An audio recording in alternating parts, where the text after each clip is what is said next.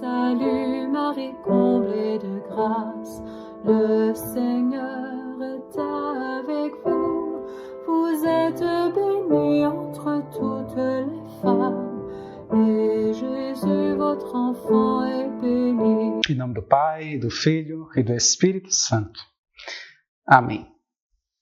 Bem, meus irmãos, que bom e que alegria estamos aqui mais uma vez, né? Para continuarmos a refletir no Catecismo da Igreja Católica, na profissão de fé cristã. Hoje vamos estar finalizando justamente os artigos relacionados ao credo, especialmente o artigo de número 12, né? O 12º artigo, 12º e último artigo do nosso credo apostólico. Você já pode tomar aí o seu Catecismo da Igreja Católica a partir do número 1020. Mas antes de mais nada, que nós possamos, de fato, pedir que o Espírito Santo venha em nosso auxílio. Comecemos rezando, né? Pedindo para que o Espírito venha em nosso auxílio, venha nos iluminar o nosso coração, sobretudo a nossa inteligência, convidar a nossa vontade mesmo a aderir às verdades de fé propostas no Catecismo da Igreja Católica e que nós possamos efetivamente, de forma digna, de forma proveitosa, de forma salutar, vivenciarmos aqui mais este artigo de fé. Creio na vida eterna. Por isso rezemos juntos.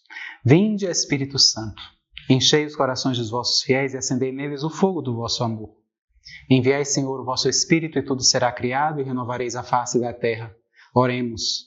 Ó Deus, que instruíste os corações dos vossos fiéis com a luz do Espírito Santo, fazei que apreciemos retamente todas as coisas, segundo o mesmo Espírito, e gozemos sempre de vossa consolação por Cristo, Senhor nosso. Amém. Nossa Senhora, sede da sabedoria, rogai por nós. Em nome do Pai, e do Filho, e do Espírito Santo. Amém.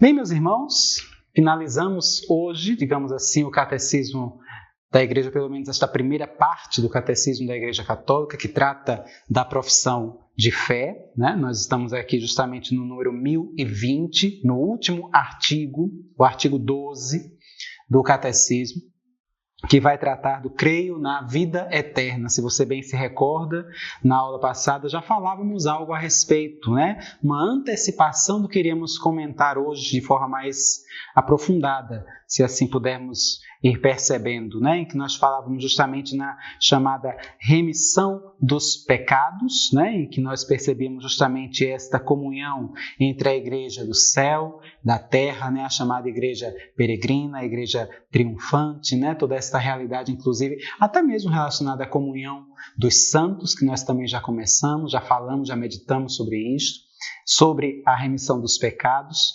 E hoje nós vamos de forma bastante proveitosa mesmo, né, providencial, falarmos um pouco desta condição da vida eterna, né? Se você tomar comigo o catecismo aí, no número 1020, ele vai falar justamente sobre esta realidade, esta condição, as últimas coisas, né? Aquilo que na tradição da igreja, especialmente antes mesmo do Concílio Vaticano II, né, aquilo que nós chamamos de novíssimos, né, em que ele faz uma reflexão acerca das últimas coisas. Então, esse artigo, Creio na Vida Eterna, ele trata de um caráter mais escatológico por excelência, se nós observarmos, né, daquilo que está previsto para as últimas realidades, as últimas coisas, o fim do mundo, né? Os novos céus, uma nova terra, tudo aquilo que nós observamos aqui dentro deste artigo de número 12. E ele já começa, logo no número 1020, ele já começa,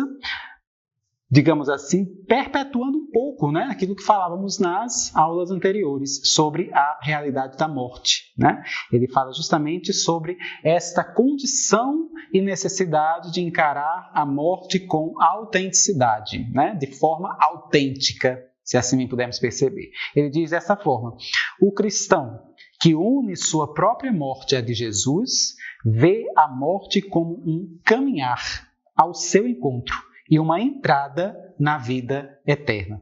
Depois de a Igreja, pela última vez, pronunciar as palavras de perdão da absolvição de Cristo sobre o cristão moribundo, sela-lo pela última vez com uma unção fortificadora e dar-lhe o Cristo no viático como alimento para a viagem Diz-lhe com doce segurança, justamente as palavras que estão presentes no chamado rito de Ezequias, né? Aí você tem uma citação em que ele coloca de forma assim muito bonita, né? Falando a respeito desta passagem que todos nós iremos nos submeter, né? Lamentavelmente, nós temos uma ideia de morte de forma muito distorcida do que ela acabou dentro da perspectiva cristã se configurando. A morte, é claro, é um momento de luto, de tristeza, né? Às vezes até desencadeia a realidade da angústia mesmo, da ansiedade, do pavor, do terror, mas na perspectiva cristã, ela precisa ser encarada com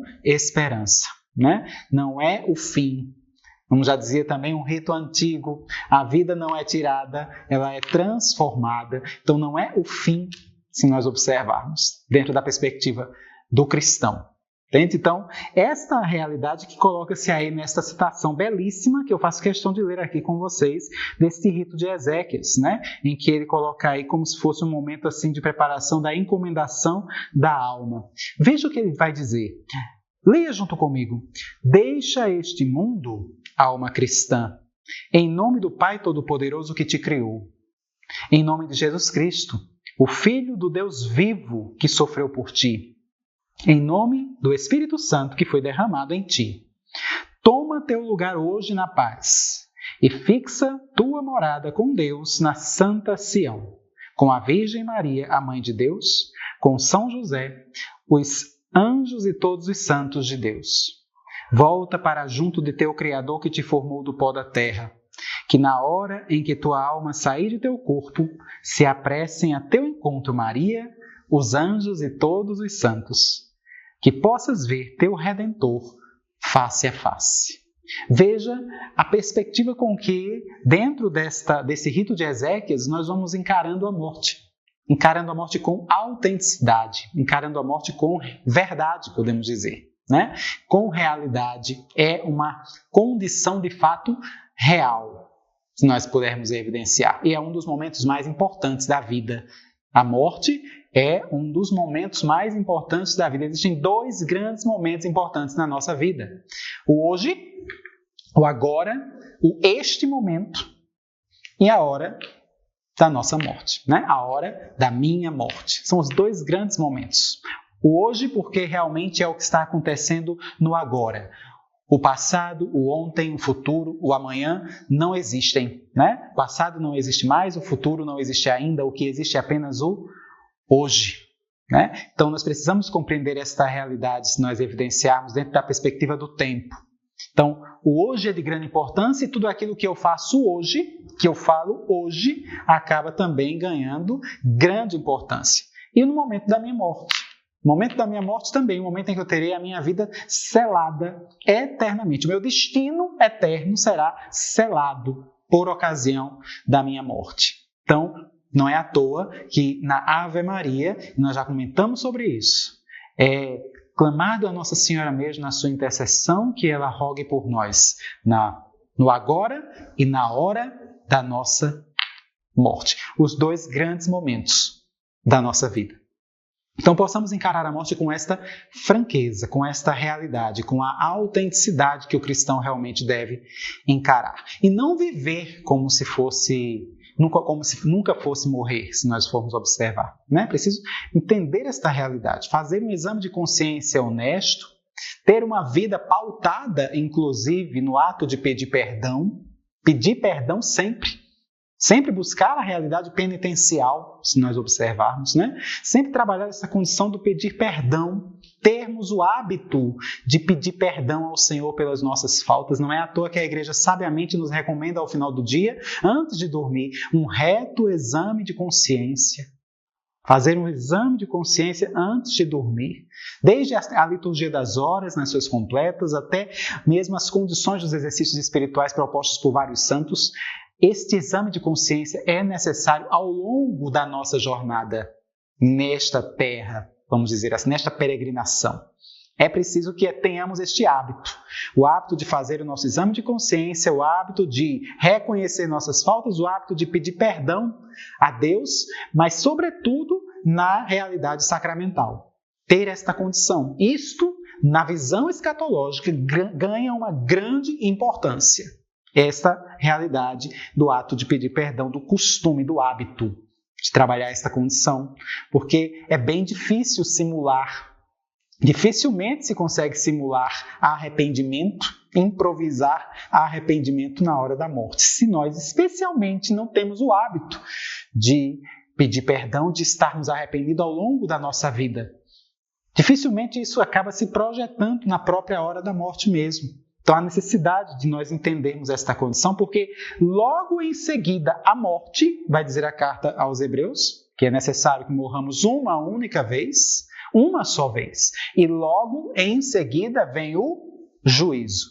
E é do juízo particular que nós vamos falar agora a partir do número 1021. Se você observar aí o catecismo, ele vai falar sobre este juízo particular, esta outra condição. Depois da morte vem o juízo. Imediatamente. Você fechou os olhos para esta terra, para esta peregrinação, você já estará diante do Senhor, justo juiz, naquele exato momento, naquele tremendo momento, naquele terrível momento de juízo, de julgamento, para ser julgado pelo Senhor. Onde isso vai acontecer? Vai dizer Santo Tomás de Aquino. O julgamento particular, o juízo particular acontece no exato momento da sua morte, no lugar onde você morreu. Entende? Então, onde vai acontecer este juízo particular seu? No local onde você morreu. Nosso Senhor estará lá para julgar. Com a sua misericórdia, mas também com a sua justiça. Né? A justiça de Deus é misericordiosa, a misericórdia de Deus é justa. Podemos assim observar. Então, se nós percebermos esta condição, vai se dizer no número 1021, a morte põe a vida do homem como tempo aberto ao acolhimento ou à recusa da graça divina manifestada em Cristo. Então a morte põe este fim à vida. O Novo Testamento fala do juízo principalmente na perspectiva do encontro final com Cristo, na segunda vinda deste, mas repetidas vezes afirma também a retribuição, imediatamente depois da morte de cada um em função de suas obras e de sua fé. Então, o juízo particular vai acontecer de acordo com aquilo que você viveu, obviamente. O juízo que vai acontecer no ato da morte terá em vista toda a sua vida e o que você tem vivido até aquele momento, até o momento da morte. Né? Então, a justiça de Deus será feita, né? O juízo de Deus será feito mediante aquilo que nós vivemos, como vai dizer São João da Cruz, né? Grande doutor místico da igreja, doutor do tudo e nada, né? No século XVI, ele como grande colaborador de Santa Teresa d'Ávila na reforma do Carmelo, no caso dele, especialmente o Carmelo masculino, mas se nós observarmos, São João da Cruz vai dizer justamente isso. E o Catecismo também coloca aqui, no entardecer de nossa vida, seremos julgados sobre o amor. Então, o julgamento que será imputado, digamos assim, a cada um de nós, terá em vista o quanto que eu amei em vida. O quanto que eu fui generoso para com Deus, para com meu irmão, por causa de Deus, por causa de Cristo. O quanto que eu realmente me doei para a causa do Senhor, para o Senhor, para as coisas do alto. O quanto que eu amei.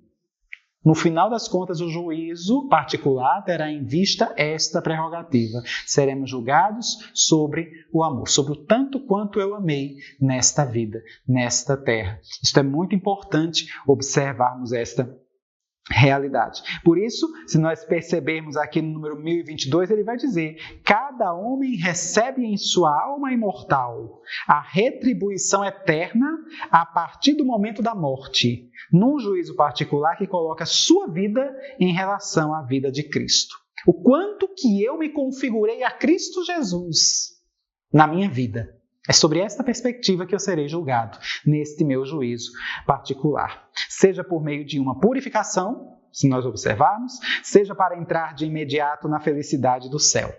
É o que o Catecismo vai dizer aqui dentro desse processo. E ainda ele finaliza, seja para condenar-se de imediato para sempre. Então, se nós percebermos, nós teremos aí 3 condições, né, que o catecismo depois vai desmembrar nos parágrafos seguintes. Mas ele vai falar justamente sobre esta condição.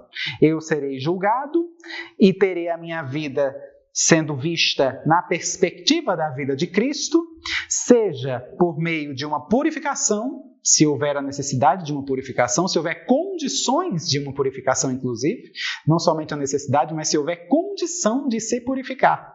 Porque nem sempre a necessidade pode existir, mas pode não haver a condição da purificação. Seja para entrar de imediato na felicidade eterna, na felicidade do céu, correspondente justamente a pessoas santas, aqui já em vida, vivendo uma vida em odor de santidade, e a gente vê isso na perspectiva de tantos e tantos santos que tiveram esta vida voltada sobre a realidade das virtudes, sobre a condição heróica mesmo de ser testemunha de Cristo, e esse reconhecimento vem logo em seguida, por ocasião inclusive da morte, ela já passa direto para o céu, né? Já vive essa realidade da contemplação definitiva da visão beatífica de Deus no céu, mas também pode acontecer daqueles que, ao serem julgados, sejam de fato condenados imediatamente e para sempre. Né? Esta é a realidade do número 1022. Mas no final das contas, seremos julgados, como diz São João da Cruz, sempre sobre o amor. O amor é a medida do juízo particular. O amor é a medida do juízo particular. Não apenas o amor de Deus, mas o quanto que eu amei, o quanto que eu fui capaz de amar. Percebe? De amar o próximo, de amar a Deus acima de todas as coisas, de amar tudo, todas as realidades por causa de Cristo, por causa de Deus. Tudo o que eu devo fazer deve ser por causa dele. É aí onde você vai observando a purificação desta medida do amor. Né? Porque tantas vezes fazemos atos bons, fazemos coisas boas, buscamos evangelizar inclusive, mas a intenção com aquela realidade boa que eu tenho feito, esta intenção em si é boa ou é uma intenção egoísta? Esta realidade, por exemplo, que eu estou evangelizando, mas eu estou evangelizando por quê? Para que outras almas sejam salvas, para que outras almas cheguem ao conhecimento de Cristo, busquem conhecer a Cristo e cheguem ao conhecimento da verdade? Ou eu estou evangelizando por pura vaidade, porque é bonito evangelizar? Realidade egoísta, se nós observarmos. Então, muitas vezes fazemos coisas boas, fazemos coisas certas, porém pela razão errada. Né? Aquela realidade foi certa, foi correta, mas a razão pela qual eu a fiz talvez não seja. E Deus é quem vê a reta intenção do teu coração. Por que eu estou fazendo aquela obra de caridade? Porque é bonito? Porque é uma realidade filantrópica que vai me render um reconhecimento? Porque faz bem fazer parte de uma ONG? Ou eu estou fazendo ali por pura caridade de Cristo? Para que aquelas almas também sejam tocadas pelo amor de Cristo. Eu estou fazendo estas boas obras por causa de Cristo ou para o meu próprio engrandecimento? Então, toda esta realidade, tudo isso cai no juízo particular, né? Dentro dessa condição, que seremos julgados sobre o amor. Né? A realidade da caridade, da ajuda aos pobres, né? Que se fala tanto na preferência, na opção preferencial pelos pobres, né? A igreja, especialmente na América Latina, gosta muito de usar esses termos, né? A opção preferencial pelos pobres, nós vemos muito isso inclusive aqui no Brasil, mas essa opção preferencial pelos pobres é por causa do pobre, é por causa das suas próprias condições particulares, é por causa de Cristo, é para que Cristo seja tornado conhecido e amado também pelos pobres, ou é somente para uma realidade de marketing, né? Porque é bonito, porque é politicamente correto. Então, muitas vezes, a intenção não é pura. A ideia é boa, é bonito, né? Aquela ação é boa, digamos assim, louvável, mas a intenção que está por trás do coração, que é o que Jesus vê no juízo particular, aquilo muitas vezes é diabólico, devo dizer. Né? Aquilo muitas vezes confunde, devo dizer. A realidade de que não tem problema se faz caridade, ainda que exista a vida de pecado daquela pessoa, mas ela faz muita caridade, ela ajuda muito os pobres. A gente vê muito isso na mídia, né? Artistas que ajudam muito os pobres, que dão dinheiro, quantias em dinheiro para instituições de caridade, muitas vezes, mas vivem uma vida de pecado, como se aquilo pudesse aplacar e pudesse justificar a vida de pecado da pessoa. Né? E a mídia muitas vezes começa a distorcer isso, dizendo muito mais importante é a caridade, ainda que viva em pecado. E se esquecem que o pecado é uma ofensa grave a Deus. E Ele também julgará esta condição e realidade. Né? Então, isso é muito importante percebermos isso. Dito isto, nós percebemos no número 1023, né? A partir daí ele vai falar dos três destinos, digamos assim, que nós podemos vivenciar mediante o juízo particular. Né? E aí nós vamos perceber o primeiro, que é o destino para o qual todos nós somos chamados. Né? Nós somos chamados para o céu. Primeira condição que nós vamos vivenciar é esta realidade de céu, podemos assim dizer. Somos chamados para a vida eterna com Deus. Deus não criou ninguém para uma outra realidade que não seja o céu. Isso precisa ficar muito claro. Né? Deus não criou ninguém destinado, digamos assim, ao inferno, podemos assim dizer. Né? Ele não criou ninguém destinado a passar a vida eterna no inferno, vivendo uma morte eterna. Deus nos criou para a santidade.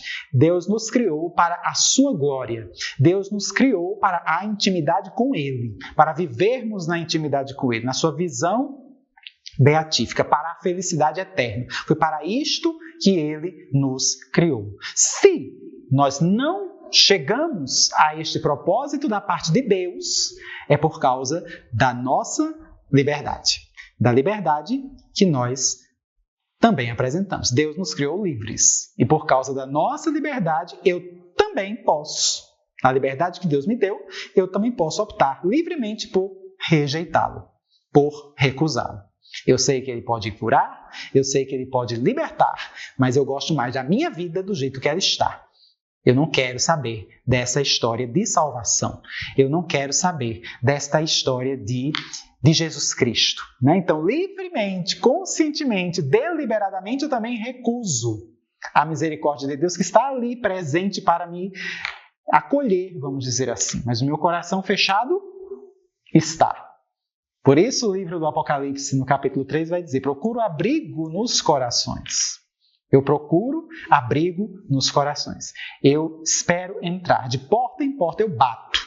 Se você abrir, eu entrarei e irei cear contigo. Então, perceba esta realidade. Né? No céu aqui, esse número 1023, ele vai falar acerca do céu. Então, ele vai colocando aí uma série de realidades que podem ser evidenciadas para que nós possamos alcançar esta realidade gloriosa, né? Como ele vai dizer, inclusive aí, os que morrem na graça e na amizade de Deus e que estão totalmente purificados, vivem para sempre com Cristo.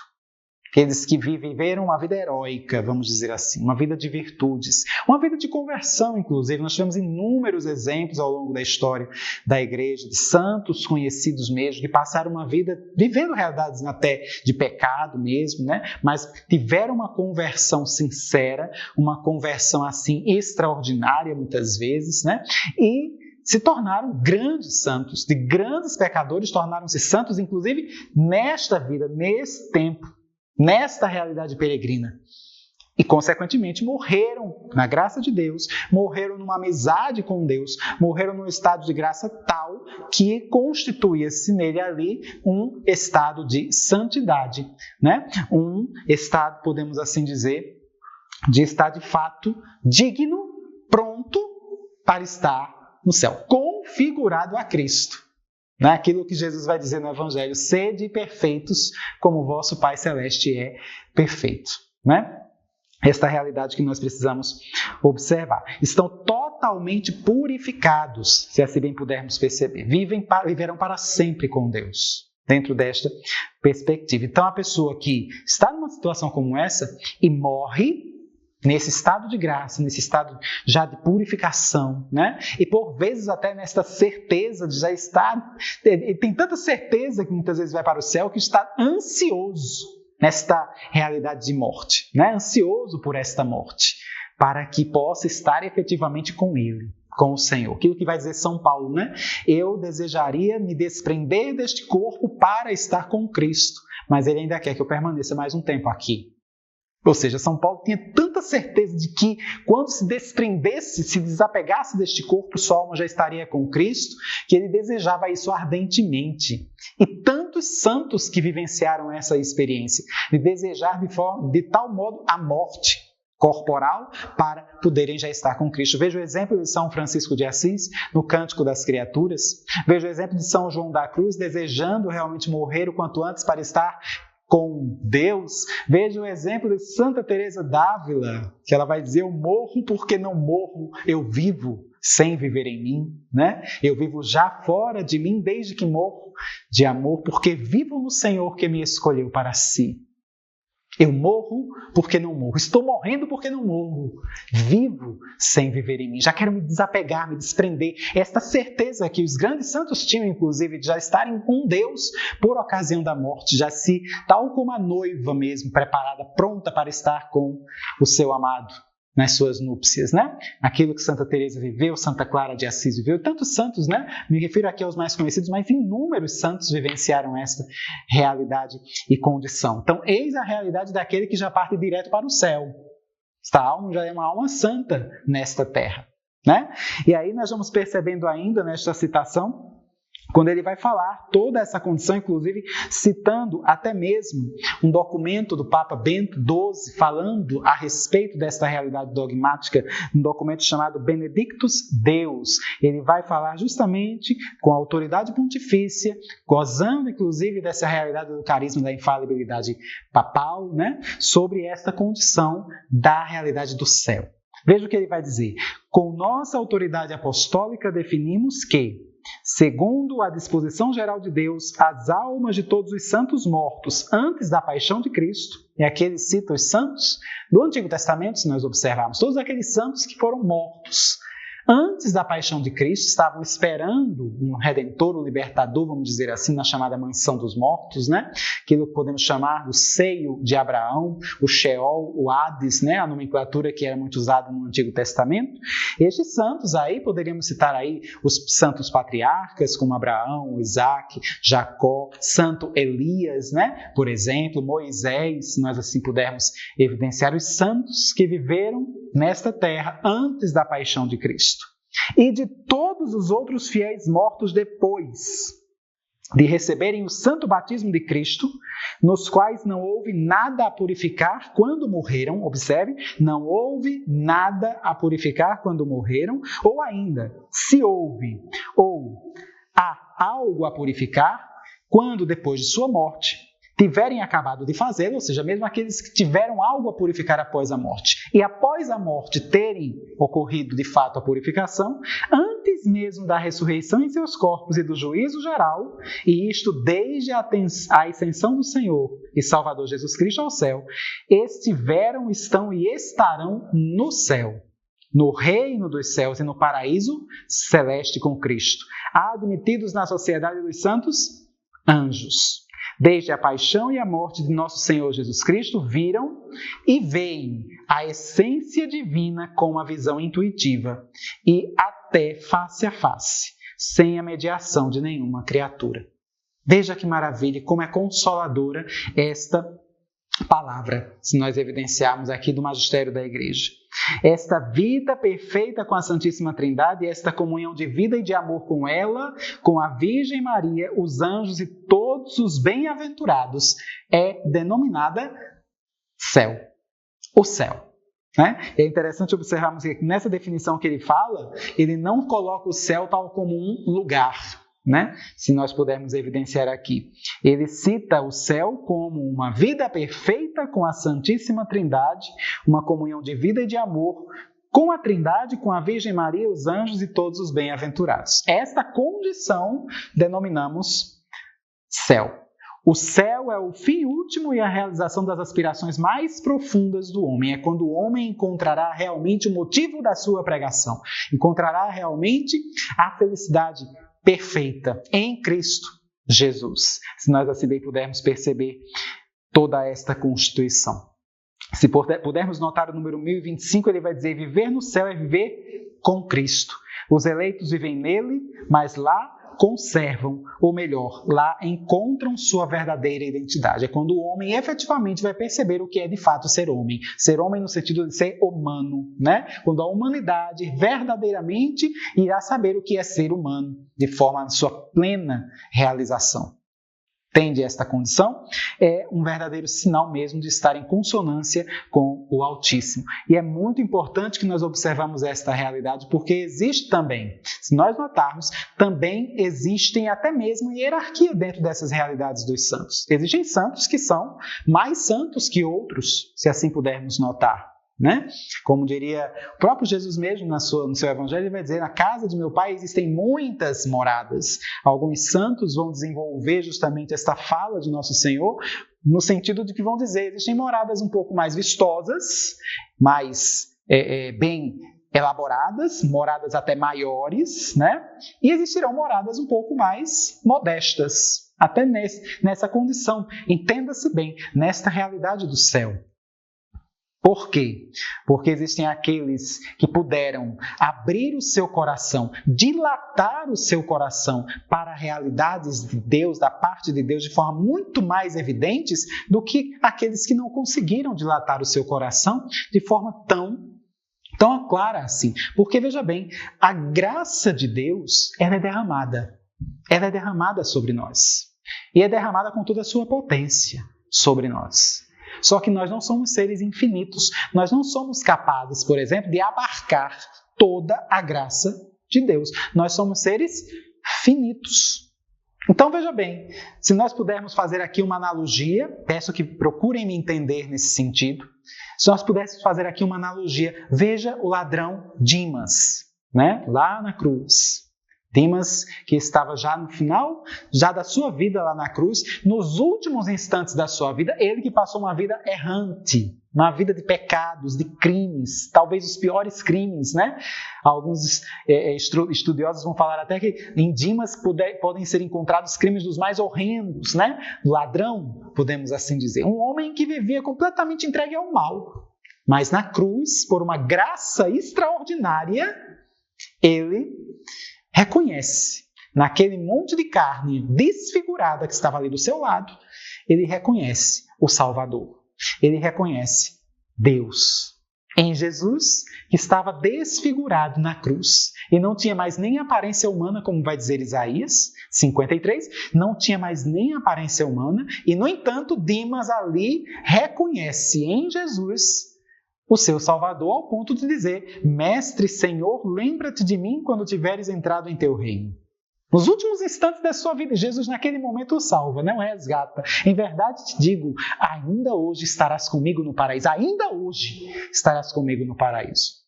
Mas veja bem, naqueles últimos instantes da vida de Dimas, o ladrão, não tinha e não teve tempo de aperfeiçoar, digamos assim, na penitência, na conversão, na sua vida de oração, na sua entrega ao Senhor.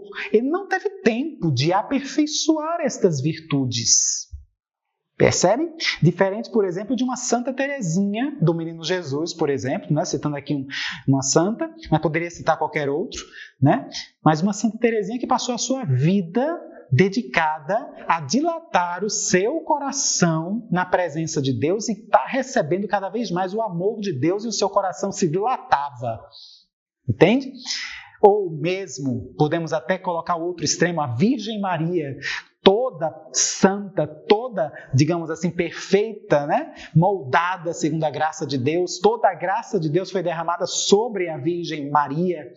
Então, podemos perceber aí algumas realidades. A graça de Deus foi derramada em Dimas, foi derramada toda, digamos assim, em Dimas, mas o coração de Dimas estava aberto, na abertura do coração de Dimas estava do tamanho de uma tampa de garrafa. Podemos assim observar, né? Já Santa Teresinha já tinha um coração mais dilatado para acolher toda aquela graça de Deus que estava sobre ela. Ela conseguiu absorver muito mais, podemos assim dizer, do que Dimas. Se fizermos assim uma analogia, estou fazendo aqui uma especulação, quem sabe até mesmo teológica, uma especulação, né, destas realidades, mas que tem lógica, tem um certo fundo de lógica aqui. né? Deus derrama toda a sua graça sobre aquele que não tem um coração tão dilatado para acolher tanta graça. Então não vai conseguir acolher. Do mesmo jeito, Santa Teresinha, que já tem um coração mais dilatado, digamos que o coração de Santa Teresinha não fosse do tamanho de uma tampa de garrafa, mas fosse do tamanho de um riacho, de uma lagoa, já era maior, já pode abarcar mais graça, né? Diferente até de Nossa Senhora, que seu coração era tão dilatado que pegava todos os oceanos do planeta, então toda a graça seria derramada na Virgem Maria, e ela iria cada vez mais absorvendo e abarcando toda esta graça. Então existe hierarquia na glória de Deus. Existe uma realidade hierárquica até mesmo na glória.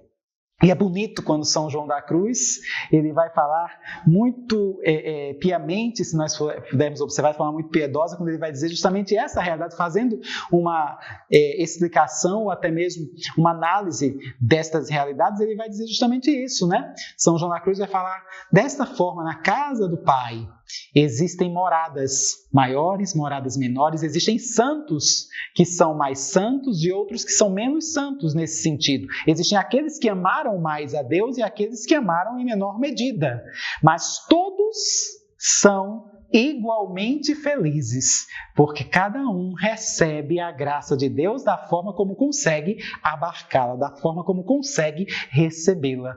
Então a graça de Deus é sempre derramada de forma abundante, mas o meu coração está em condições de receber tanta abundância ou está parcialmente fechado? Perceba esta realidade, fica a análise para que nós possamos compreender. Vai para o céu, claro que vai para o céu. A alma santa, ela vai para o céu. Mas ela vai para o céu com um coração todo dilatado, com um coração parcialmente dilatado, né? Porque somos seres finitos, né? Não deixamos de ser finitos de qualquer forma.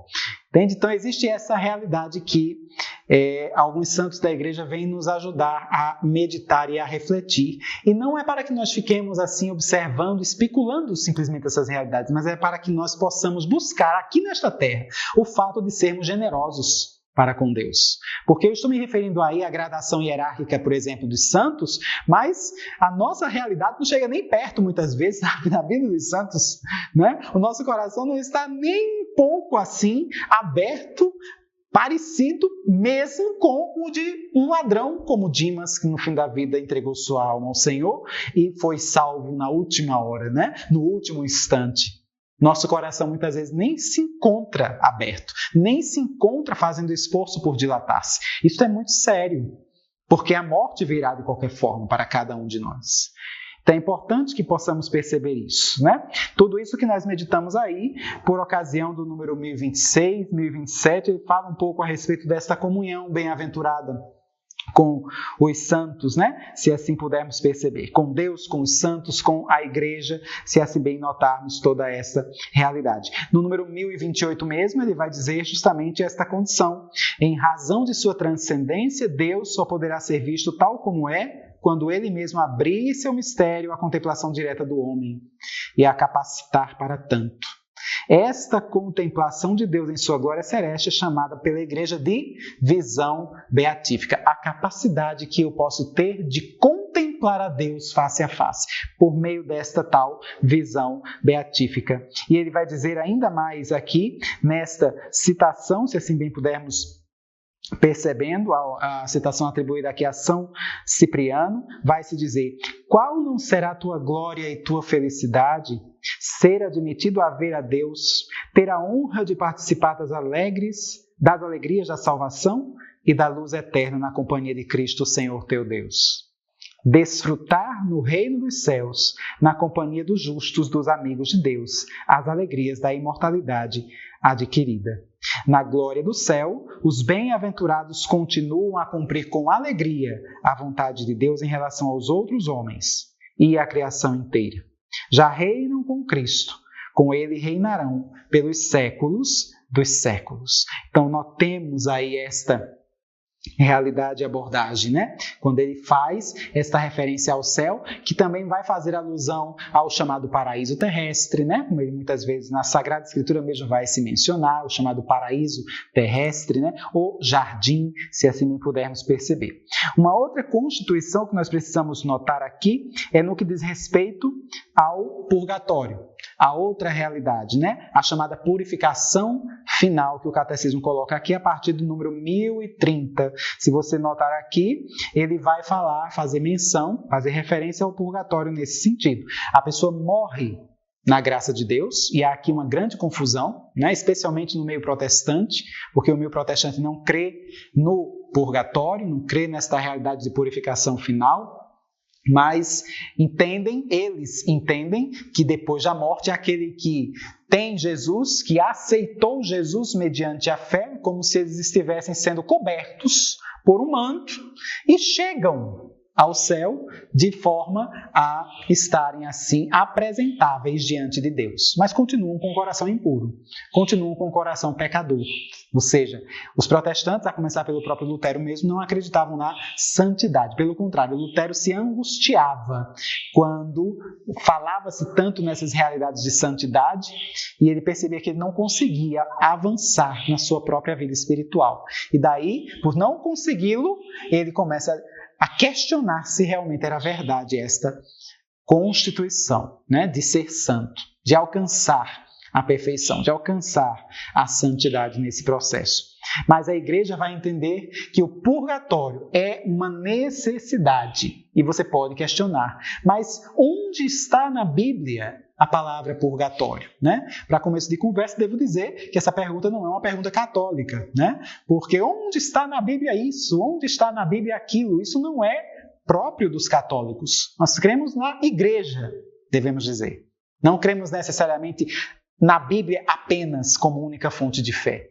Essa pergunta é uma pergunta protestante. Onde está na Bíblia isso? Onde está na Bíblia aquilo? Onde está na Bíblia o purgatório? Nós sabemos que na Bíblia não existe essa palavra purgatório, como também não existe a palavra trindade na Bíblia. Onde está na Bíblia a palavra trindade? Onde está na Bíblia a palavra Bíblia? Não tem, né? Nem por isso essas realidades não são aceitas pela igreja. Até mesmo porque foi a própria igreja quem conseguiu ir definindo a realidade dessas palavras para atribuir a certos termos e a certas realidades bíblicas. A palavra purgatório não está na Bíblia, mas as realidades referentes, inerentes ao purgatório, se encontram na Bíblia, se nós pudermos observar. Tem algumas passagens bíblicas, por exemplo, que nos remetem a esta realidade do purgatório, né?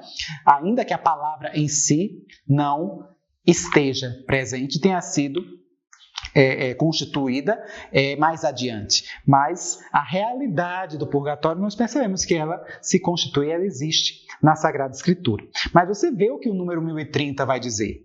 Os que morrem na graça e na amizade de Deus, mas não estão completamente purificados, embora tenham garantida sua salvação eterna, e você, se tiver o catecismo, tiver o costume de grifar o catecismo, você possa grifar essa parte, embora tenham garantida sua salvação eterna, passam após a morte por uma purificação, a fim de obter a santidade necessária para entrar na alegria do céu.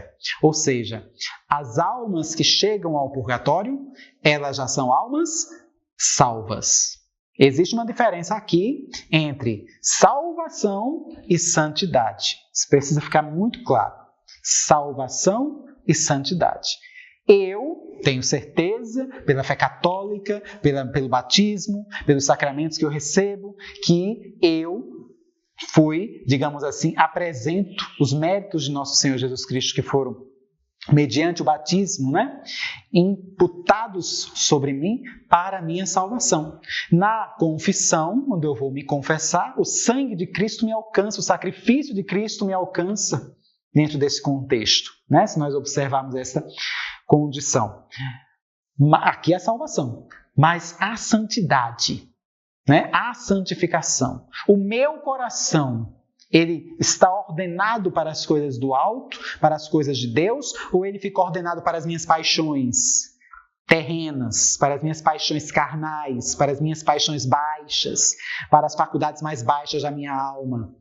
Entende? É isso que precisa ser evidenciado. O ponto é esse, se nós observarmos. E você não precisa estar querendo concordar comigo ou não. Basta você olhar para si próprio.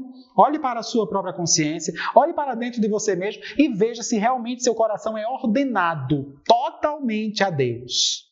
Ou se não existem paixões aí interiores, internas, que desvirtuam e que te levam tantas vezes a pecar por pensamentos, por palavras, por atos e por omissão. Né? Então, observe essa condição, necessidade mesmo de encarar com verdade esta condição. A pessoa morre em estado de graça, ela confessou, né? Maravilha, uma graça de Deus mesmo, o sacramento que recebeu, está em estado de graça, por vezes antes mesmo da morte recebeu a unção dos enfermos, né?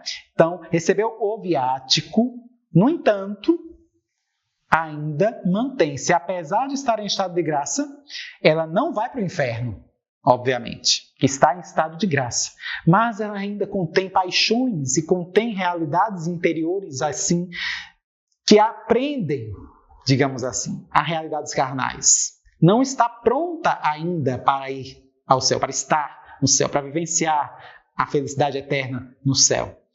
Então há uma necessidade de purificação. Ela já está salva esta alma. E, no entanto, precisa ser purificada. Precisa que estes seus pecados sejam purgados, essas suas paixões sejam purgadas, essas suas más tendências, essas suas inclinações sejam purgadas, para aí sim ter condições de vivenciar esta visão beatífica de Deus face a face. Né? Quando chegar no purgatório, chega-se muitas vezes no purgatório quando se tem esta consciência de que não amou o suficientemente a Nosso Senhor quando esteve em vida. E não pode fazê-lo mais no sentido de rezar mesmo por si próprio, vamos dizer, no purgatório, né? Para que pudesse realmente resgatar o tempo que foi perdido quando esteve em vida. Talvez esse seja um dos grandes sofrimentos do purgatório, né? Ter a consciência de que não amou o Nosso Senhor o suficiente, não amou o Nosso Senhor de forma demasiadamente fiel, podemos assim dizer. E aí gera-se esse sofrimento na alma, porque deseja contemplar agora a visão beatífica de Deus e não o pode ainda, porque se percebe mesmo que não tem condições ainda de contemplar esta visão beatífica, e daí brota o sofrimento. Existe uma santa chamada Santa Catarina de Gênova, né? Ela escreveu um tratado sobre o purgatório, que eu também recomendo a leitura. Santa Catarina de Gênova, um tratado sobre o purgatório. E ela faz realmente assim revelações místicas, né? São revelações privadas, no entanto, vale a pena meditarmos sobre aquilo que ela comenta no seu tratado a respeito do purgatório. Das almas que estão no purgatório, o sofrimento do purgatório não é simplesmente em fogo, purificador, as pessoas entendem o fogo no sentido de estar queimando, a pessoa está sofrendo, né? Muitas vezes acaba confundindo com a realidade do inferno. Tem gente que pensa que purgatório e inferno é a mesma coisa quando não é. Especialmente o meio protestante, muitas vezes pensa dessa forma. O meio protestante pensa que o purgatório é para ainda ir purificando dos pecados, mas Jesus Cristo já nos salvou na cruz. Então a gente não entende que o purgatório não é para isso, porque Jesus de fato já nos resgatou, já nos salvou na cruz. O purgatório é para purificar as nossas más inclinações, das nossas más tendências, das nossas paixões desordenadas, dos nossos apegos, porque a morte não vai me libertar dos meus apegos.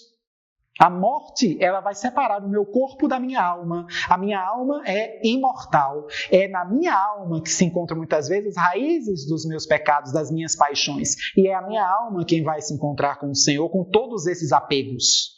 Isso é importante observarmos.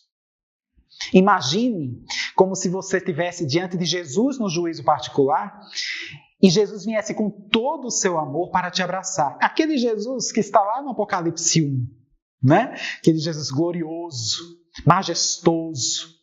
Da boca sai uma espada afiada, né? Olhos flamejantes, vamos assim dizer. Esse Jesus incandescente que vem te salvar, vamos dizer assim, te abraçar, te acolher. E no que ele te abraça, ele abraça a sua alma, e a sua alma contém tantas coisas pecaminosas ainda, tantas paixões, tantos desejos impuros, tantas realidades, tantos apegos a esta terra. E quando ele abraçar, aquilo vai queimar. E você, diante do abraço de amor do Senhor, vai perceber que aquele abraço lhe causará dor, uma dor espiritual, porque é purgando todas estas tendências, todas estas mazelas.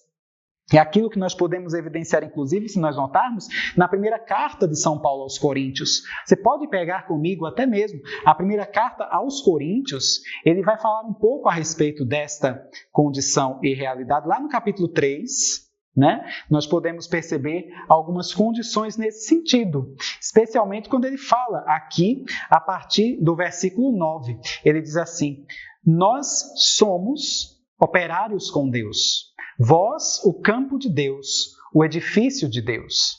Segundo a graça de Deus, a graça que Deus me deu, como sábio arquiteto, lancei o fundamento, mas outro edifica sobre ele. Quanto ao fundamento, ninguém pode pôr outro diverso daquele que já foi posto, Jesus Cristo. Agora, se alguém edifica sobre este fundamento com ouro, ou com prata, ou com pedras preciosas, com madeira, ou com feno, ou com palha, a obra de cada um aparecerá. O dia do julgamento demonstrá-lo-á. Será descoberto pelo fogo. O fogo provará o que vale o trabalho de cada um. Se a construção resistir, o construtor receberá a recompensa. Se pegar fogo, arcará com os danos. Ele será salvo, porém, passando de alguma maneira através do fogo. Note vários elementos aqui que remetem, inclusive, à realidade do purgatório. Se você notar aqui, ele mesmo vai dizer: a edificação vai ser feita sobre um fundamento. Esta edificação pode ser feita com ouro, pode ser feita com prata, com pedras preciosas, com madeira, com feno, com capim, se nós observarmos, com palha. A obra de cada um aparecerá. E aparecerá quando? No juízo, se nós evidenciarmos. O dia do julgamento demonstrá-lo-á. O dia do julgamento, naquele juízo, especialmente o juízo particular, demonstrá-lo-á, será descoberto pelo fogo. O fogo provará. Agora imagine, você edificou, a sua vida edificou com palha, edificou com feno, edificou com madeira. Quando você só edificou com isso, no dia do julgamento, diante desse fogo purificador, o que é que vai acontecer com esta madeira, com este feno, com esta palha? Vai queimar. Diferente daquele que edifica com ouro, que edifica com prata, especialmente com ouro. Quando tiver contato com fogo purificador, o que acontece com este ouro que entra em contato com fogo? Ele será moldado, mas se tornará mais incandescente e irá brilhar ainda mais. O ouro, quando é provado e tomado em contato com o fogo, ele por vezes se torna mais puro, inclusive. Então ele reluz mais. Então imagine, você está diante do Senhor e tem uma realidade voltada para a constituição do purgatório. Se nós evidenciarmos, este fogo purificador irá queimar tudo aquilo que for palha, tudo aquilo que for capim, tudo aquilo que for feno, tudo aquilo que for madeira. Entende? Agora imagine o contato. A sua vida inteira você viveu a semear coisas do alto. Sua vida é um ouro fino, sua vida é um ouro puro. Quando este ouro puro, este ouro fino se encontrar com o Senhor, com o fogo abrasador do Senhor, em vez de queimar, ele irá reluzir ainda mais. É a alma que foi para o céu, fazendo apenas uma alusão. Se nós pudermos aqui fazer esse contato. E se nós notarmos aqui ainda, tomando a primeira carta de São João, no capítulo 5, a partir do versículo 14 e seguintes, ele vai falar algo bem interessante se nós notarmos. A partir do versículo 16, primeira carta de São João, capítulo 5, verso 16. Se alguém vê seu irmão cometer um pecado que não conduza à morte, reze e Deus lhe dará a vida. Olha que interessante. Sabemos que o salário do pecado é a morte. E, no entanto, São João diz aqui, se alguém vê seu irmão cometer um pecado que não leva à morte. Percebem essa condição? Reze por ele e Deus lhe dará a vida. Isto para aqueles que não pecam para a morte. Há pecado que é para a morte. Não digo que se reze por este. Toda iniquidade é pecado, mas há pecado que não leva à morte. Entende? Então observe essa condição, olha que reflexão. Há pecado que não leva à morte. Eu digo que não se reze por este, ou seja, o pecado que leva à morte é o pecado que vai levar para o inferno. E aqui podemos fazer a distinção clara do pecado mortal. Aquele pecado que de fato leva para o inferno, e o próprio autor aqui vai dizer, não digo que se reze por esse, mas há aqueles pecados que não levam para a morte. Podemos até falar dos pecados veniais, se assim dissermos. Pecados que por vezes nos deixam com uma amizade com Deus, o amigo de Deus, mas essa amizade ainda é imperfeita. Ele não leva para a morte, né? E aqui ele recomenda até que se reze por essa condição, por essa realidade. Então você nota, né, que embora a palavra purgatório não apareça na Bíblia, mas você percebe que existem realidades que remetem a esta condição de purificação. Se nós observarmos, existem inúmeras passagens do Novo Testamento mesmo que falam acerca desta condição e desta realidade. Por quê? Porque se nós observarmos o livro do Apocalipse, no capítulo 21, versículo 27, nós vamos perceber essa condição quando ele vai dizer que no céu não entra nada de impuro. Não pode entrar nada de impuro no céu. Carta aos Hebreus, no seu capítulo 9, também vai falar sobre esta realidade. É preciso que haja uma purificação de intenção para que você possa ser digno de estar na presença de Deus, de ser purificado na presença de Deus. Os salmos também faziam menção a esta condição em realidade. Então são realidades, são condições que são necessárias para que possamos compreender toda esta abordagem, né? Se nós devemos evidenciar aqui dentro deste tópico que fala do purgatório. Então, se você notar, no número 1032, ele mesmo vai dizer: este ensinamento apoia-se também na prática da oração pelos defuntos, da qual já a Sagrada Escritura fala. Eis porque ele, Judas Macabeu, mandou oferecer este sacrifício expiatório pelos que haviam morrido, a fim de que fossem absolvidos do seu pecado. Então, isso aí está escrito lá no segundo livro dos Macabeus, né? Se você notar, a necessidade é a intenção, porque somos um mesmo corpo místico de Cristo. Não apenas recomendável, mas necessário mesmo que nós possamos rezar pelos mortos, especialmente as almas do purgatório, porque elas por vezes não têm condições mais de rezar por si, de se penitenciar por si, mas como somos um corpo, eu posso me penitenciar por estas almas. Eu posso me penitenciar pelas almas do purgatório. É um gesto de caridade, inclusive. E esta minha penitência, ela, por vezes, também me leva a uma vida de oração e de conversão. Também irá me ajudar, inclusive, na minha caminhada, na minha jornada. E que magnífico, queridos irmãos, quando estivermos diante de Deus face a face e pudermos perceber, diante de nosso Senhor, as almas do purgatório que estão no céu agora, que foram para o céu, que chegaram à sua purificação e estão no céu por causa das minhas penitências por elas. Que tremendo será quando nós descobrirmos, né? Estivermos diante de nosso Senhor e aquelas almas com toda a gratidão estarão com o coração grato a Deus pelas penitências que eu fiz, pelas orações que eu fiz, né? Pelas missas que eu pedi para que fossem rezadas, inclusive de forma específica. E um dia, na eternidade, terei conhecimento das almas que chegaram à visão beatífica de Deus por causa das minhas orações. Aquilo que Santa Mônica, mãe de Santo Agostinho, vai dizer quando estava no seu leito de morte, ela disse isso ao seu filho: não se esqueça de mim quando estiveres diante do altar do Senhor.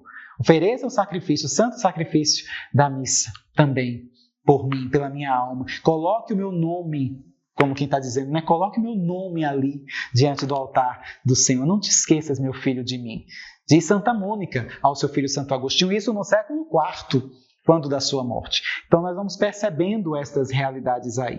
E, sem mais delongas, vamos observar essa realidade do inferno, que é o terceiro ponto que está aí no número 1033 e seguintes, né? É o ponto da contradição, se nós evidenciarmos as almas que estão no inferno, que foram, digamos assim, condenadas, né? Estarão no estado de completa contradição, justamente porque estarão diante de uma realidade de recusa a Deus, né? É aquela sensação, digamos assim, iminente da ausência de Deus. Isto é o inferno. Aquilo que nós observamos no número 1033, quando ele vai dizer: morrer em pecado mortal, sem ter se arrependido dele, sem acolher o amor misericordioso de Deus, significa ficar separado do Todo-Poderoso para sempre, por nossa própria opção livre.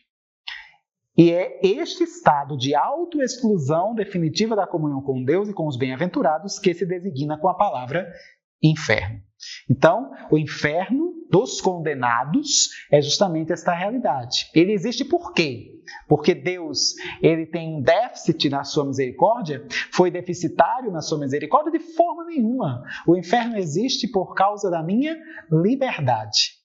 O inferno existe, a condenação eterna existe por causa da minha liberdade, do meu fechamento, podemos dizer, a graça de Deus. O Senhor, ele vem ao meu encontro, ele vem me abraçar também com o seu justo juízo, no seu juízo particular. Porém, eu recuso, eu rejeito, eu tenho medo, eu não quero, eu tenho ódio. Claramente ali eu não quero amá-lo. Claramente ali eu tomo consciência do quanto eu não amei e me mantenho nesta posição de forma assim definitiva, deliberada. Eu não quero, né? Não aceito.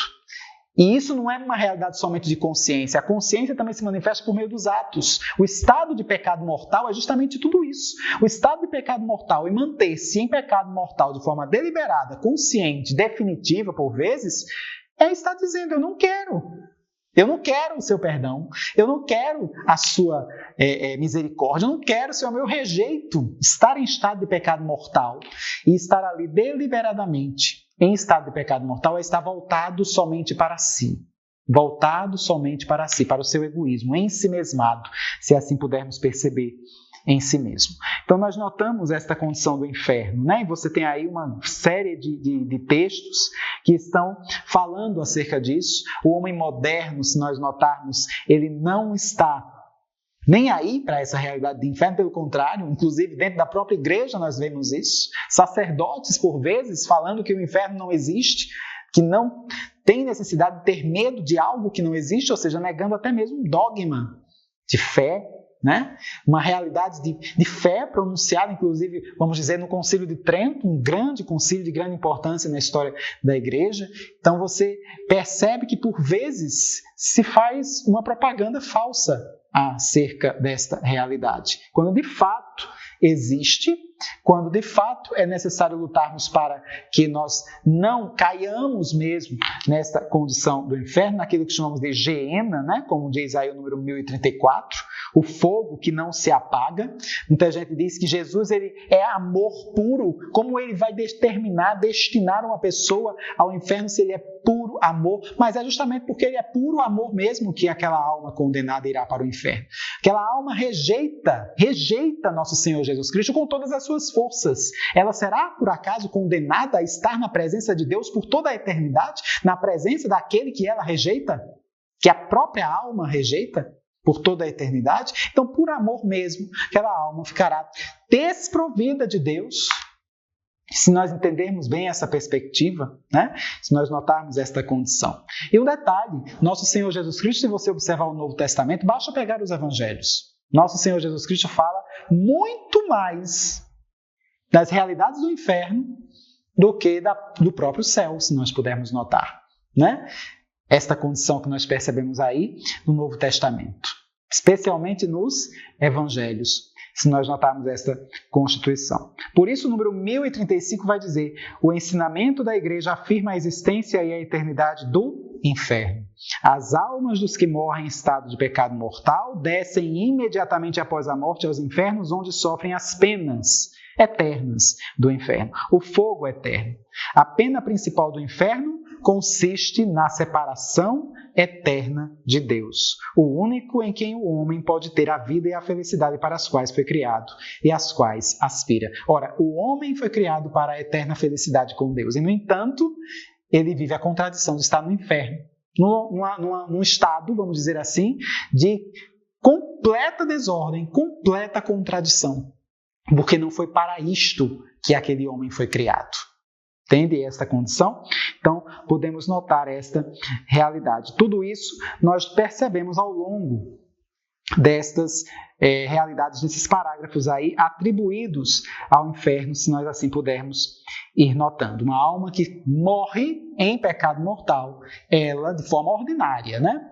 Ela será condenada ao inferno de forma muito objetiva, né? Aquela alma que está em pecado mortal, sem se confessar, por isso a necessidade nossa de buscarmos sempre o sacramento da confissão, né? Para perdoar, estarmos sempre em estado de graça, estarmos preparados, porque não sabemos quando acontecerá o dia da nossa morte. Isto é muito sério. E nós muitas vezes nos preocupamos com realidades apenas terrenas e tratamos a morte como se fosse o fim, quando na verdade é apenas o começo, né? Da vida eterna. E para finalizarmos, nós temos aí, a partir do número 1038, né, nós temos aí a constituição do juízo final, se nós notarmos, né? O juízo final, perceba que existem aqui duas condições. O juízo particular, que é o juízo que acontece imediatamente após a morte, né? E que nós temos sempre essa mesma condição, e aqui eu gastei mesmo tempo para falar um pouco sobre isso, né? Vi essa necessidade, o céu, o purgatório e o inferno, mas também existirá o juízo final, por ocasião da chamada parousia de Cristo, a segunda vinda de Cristo, né? O número 1038 mesmo vai dizer: a ressurreição de todos os mortos, dos justos e dos injustos, antecederá o juízo final. Então, primeiro, todos os mortos irão ressuscitar. E é muito bonito e impactante essas palavras que nós temos aqui. Este será a hora em que todos os que repousam nos sepulcros ouvirão sua voz e sairão. Os que tiverem feito bem para uma ressurreição de vida, os que tiverem praticado o mal para uma ressurreição de julgamento. Será o momento em que todos os mortos ressurgirão ao ouvir a voz do Senhor. É como se o Senhor estivesse chamando de volta. As almas dos justos se unirão àqueles corpos que, por ocasião de terem praticado o bem, irão ressuscitar para uma ressurreição de glória, de vida, e também, do mesmo jeito, as almas dos injustos que já foram condenadas no juízo particular, também irão se unir, digamos assim, àqueles corpos e, por ocasião dessa realidade de morte, de terem praticado o mal, irão ressuscitar para uma ressurreição de julgamento para viver uma segunda morte, aquilo que o livro do Apocalipse vai falar, né? A morte eterna, podemos assim evidenciar. Então, esses aí viverão a sua segunda morte, né? A realidade mesmo de estarem experimentando o inferno também em sua plenitude, né? Dentro desse contexto. E aí vão para esse castigo, como diz aqui o número 1038. É diante de Cristo, que é a verdade, que será definitivamente desvendada a verdade sobre a relação de cada homem com Deus. Ou seja, tudo será revelado. Não há nada de escondido que não venha a ser revelado, vai dizer o próprio Jesus Cristo mesmo no Evangelho. Não há nada de escondido que não venha a ser revelado. Tudo será revelado, e será revelado também esta relação de cada homem com Deus. Será revelado e tornado público, como se diz, né? Sendo exposto, podemos assim dizer, por cima dos telhados, para que todos saibam. Perceba esse dia tremendo, né? Aquilo que a liturgia na Idade Média chamava inclusive de dies irae, né? O dia da ira, o grande dia, o dia terrível, né? É isso que nós podemos notar aqui nesta fala de Santo Agostinho, já no finalzinho aí desta página, na nota de rodapé, no número 1039, né? Nessa citação ele vai dizer: todo o mal que os maus praticam é registrado sem que o saibam. Veja que tremendo, que terrível. Todo o mal que os maus praticam é registrado sem que eles saibam. No dia em que Deus não se calará, diz o Salmo 50, voltar-se-á para os maus. Eu havia, dir-lhes-ás, colocado na terra meus pobrezinhos para vós. Eu, seu chefe, reinava no céu à direita de meu Pai. Mas na terra os meus membros passavam fome. Se tivesseis dado aos meus membros, vosso dom teria chegado até a cabeça. Quando coloquei meus pobrezinhos na terra, os constituí meus tesoureiros para recolher vossas boas obras em meu tesouro. Vós, porém, e aí ele fala para mim e para você, vós, porém, nada depositastes em suas mãos, razão porque nada possuís junto a mim. Veja que terrível esse julgamento da parte de Deus, né?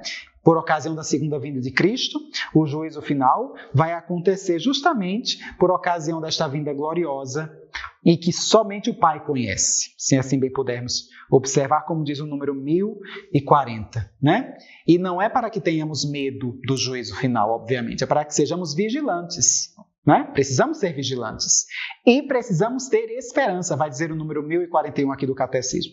É um apelo, inclusive, à conversão. Precisamos meditar sobre o juízo final para que nós possamos vivenciar este apelo à conversão, se assim bem pudermos perceber.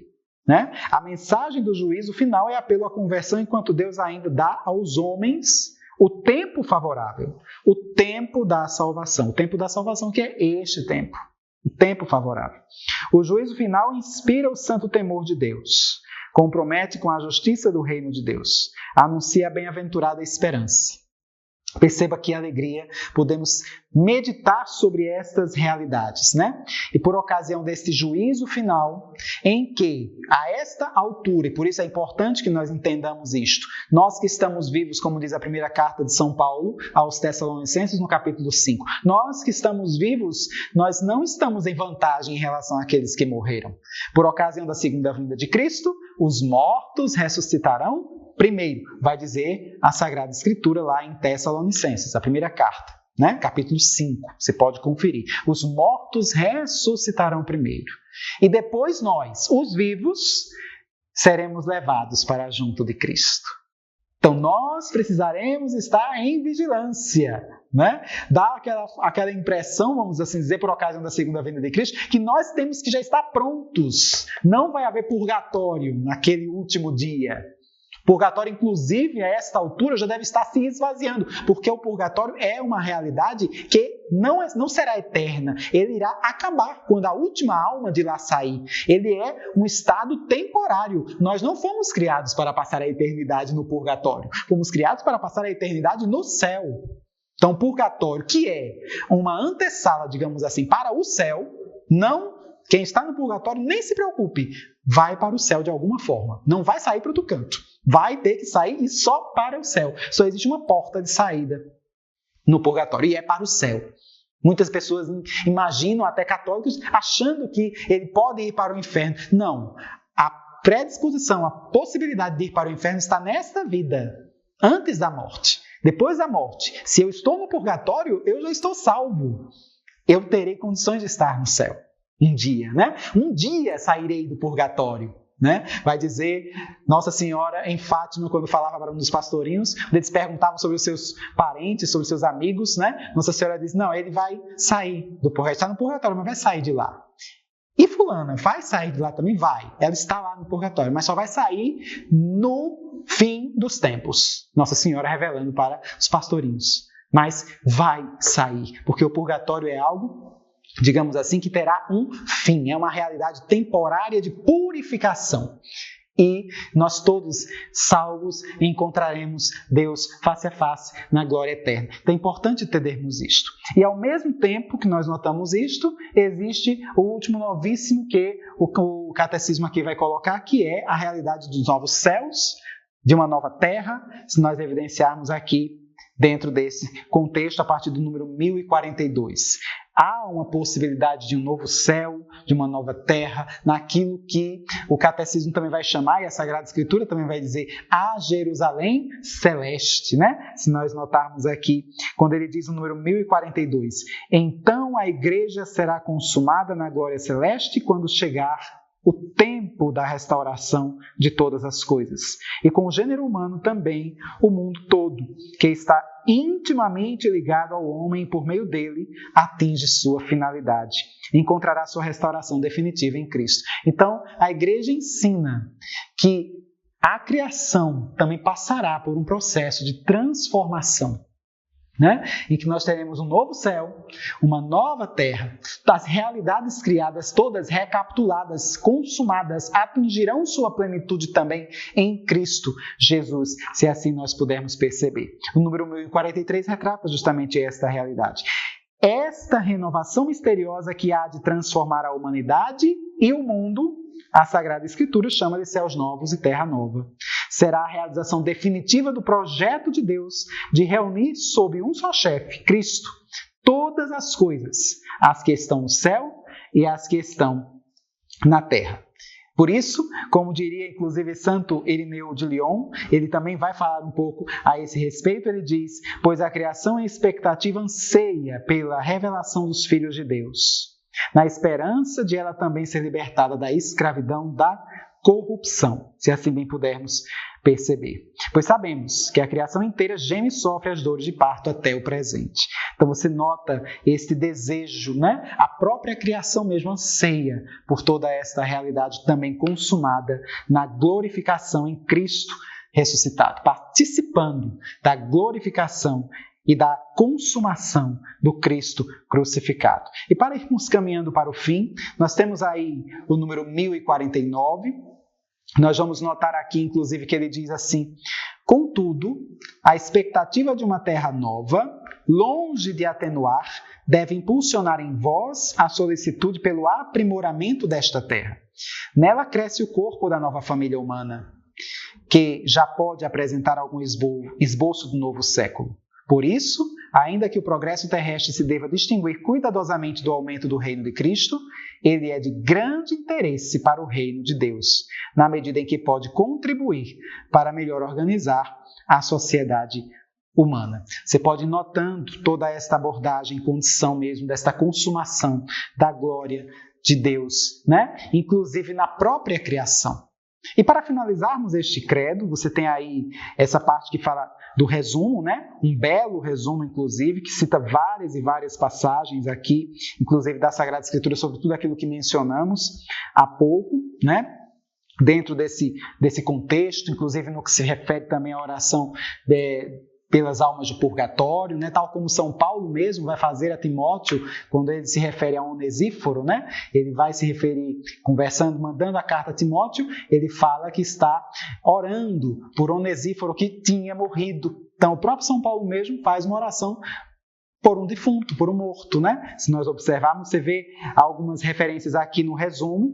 E para finalizarmos o catecismo, ele vai tratar aqui da última palavra do catecismo, né, que é, a partir do número 1061, ele trata aí da palavra, faz aqui uma locução acerca da palavra amém, né?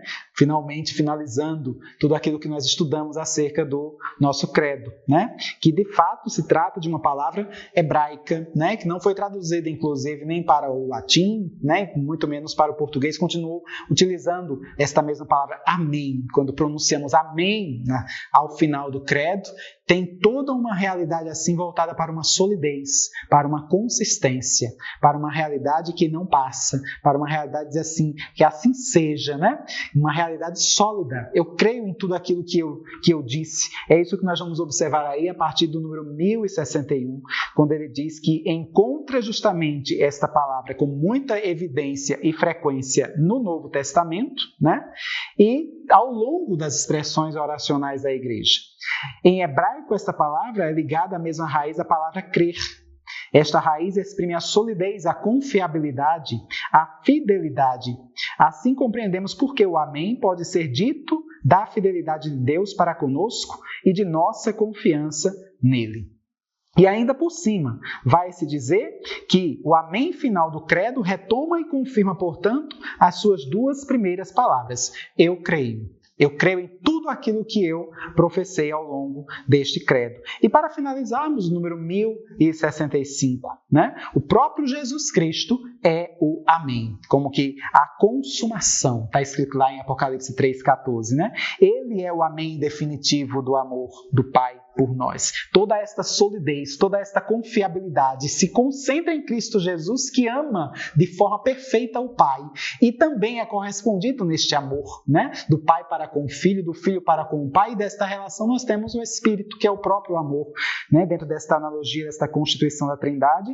E aí você vê que dentro dessa perspectiva, o próprio Cristo, que é o amém, né? O nosso amém, podemos assim dizer, ele assume e consuma o nosso amém ao Pai, tendo em vista que Cristo se fez homem, né? E na sua humanidade ele nos eleva para que nós também possamos experimentar este amém junto ao Pai. Todas as promessas de Deus, com efeito, têm nele seu sim.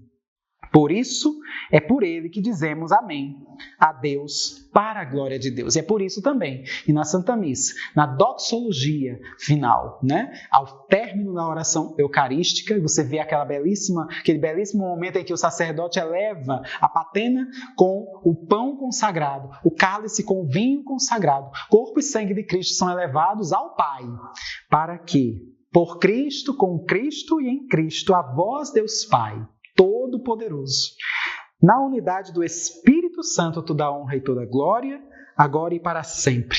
E aí, proclamamos aquele amém com esta aceitação deste sacrifício de forma perfeita ao Pai na Santa Missa, né? O Pai recebe o sacrifício do Filho, o Filho é ofertado de forma perfeita, salutar, digna, agradável ao Pai, e nós consumamos toda esta realidade, toda essa festa, toda essa celebração com este amém, único, definitivo, irrepetível, que nós observamos na Santa Missa.